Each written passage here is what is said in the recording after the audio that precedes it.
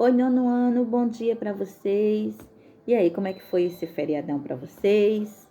Se divertiram muito, brincaram muito? Coisa boa, né? Pois é, hoje a nossa aula vai dar continuidade, a aula de História vai dar continuidade sobre a Guerra Fria.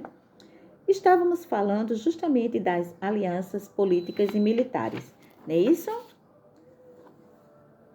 Falamos do Plano Marshall. O que foi o Plano Marshall? Quem lembra? O Plano Marshall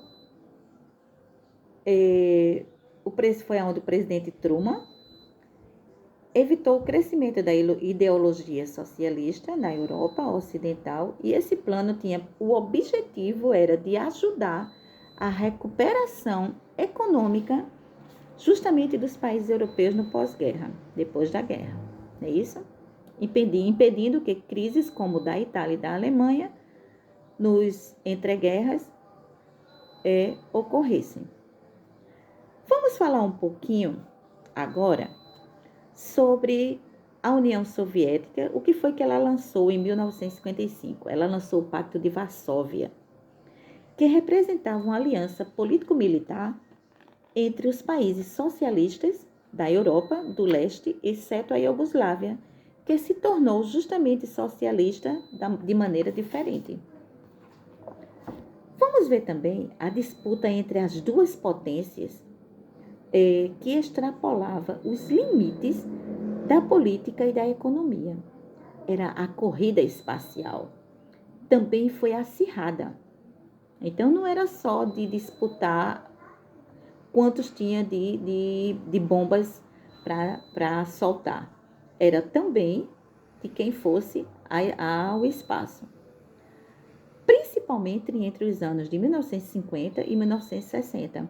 Os soviéticos lançaram em 1957 o primeiro satélite artificial da Terra, o Sputnik, e logo em seguida mandaram o primeiro homem ao espaço, o Major Yuri Gagarin.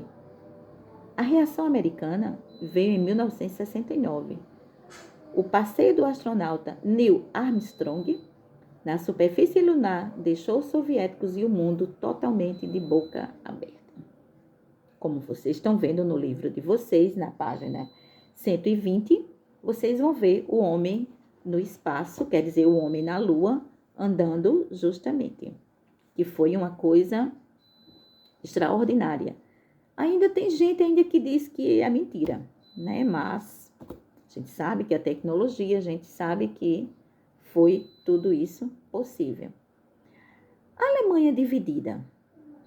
Nesse contexto da Guerra Fria, a Alemanha sofreria de forma mais intensa, haja vista que o território alemão, após o fim da Segunda Guerra Mundial, foi dividido em 4 zonas de influência: soviética, francesa, inglesa e americana. Complicado, viu? E muito. Desse modo, podemos afirmar que a Alemanha foi dividida em um bloco socialista e o outro capitalista. Certo? A capital também foi dividida da mesma forma. No entanto, a situação em Berlim era mais delicada do que a gente pensava, pois dentro do território soviético havia uma região capitalista, praticamente ilhada, onde não tardariam os conflitos. E aí veio a confusão. E em 1949 foi criada a República Democrática Alemã, socialista, e depois a República Federal Alemã, capitalista, uma de um lado, outra do outro. E para tentar resolver esse problema, foi criado com a divisão de Berlim o governo da RDA, resolveu cercar o lado soviético, evitando a fuga de intelectuais e de dinheiro para Berlim Ocidental. Então foi criado o quê? Quem lembra? Exatamente, o Muro de Berlim. E foi criado no dia 13 de agosto de 1961 o Muro de Berlim, mais conhecido como Muro da Vergonha.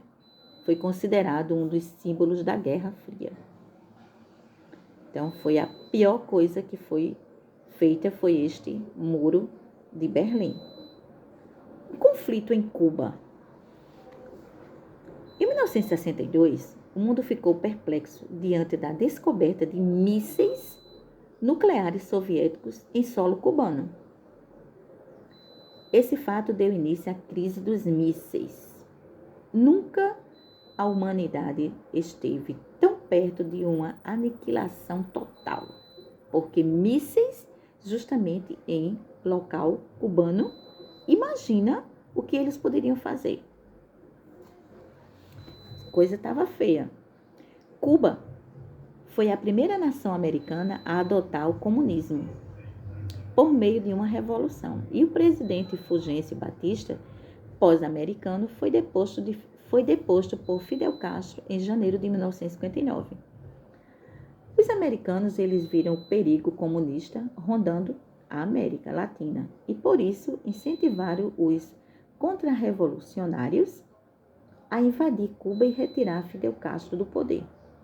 Mas as tropas foram derrotadas pelos cubanos e esse fato levou Fidel Castro a pedir asilo à União Soviética, que enviou clandestinamente os mísseis nucleares. Complicadíssimo. E em 14 de outubro daquele ano, o governo estadunidense divulgou fotos que representavam as instalações dos mísseis soviéticos em Cuba. O presidente John Kennedy comunicou à população a possibilidade de ataque nuclear ao país. A crise dos mísseis de Cuba, chamada pelos russos de crise caribenha ou crise de outubro, pelos cubanos, correspondeu a um dos momentos mais tensos da Guerra Fria, pois soou justamente como um alarme para um pronúncio de uma possível terceira guerra mundial. Claro que poderia ocorrer. Cuba com mísseis, União Soviética também. Imagina, então era justamente uma confusão muito grande. Era uma guerra que não ia acabar com muita gente, ia matar muita gente, tá bom? Então, nono ano, vamos ficando por aqui, tá bom? E até a próxima aula. Tchau, tchau para vocês.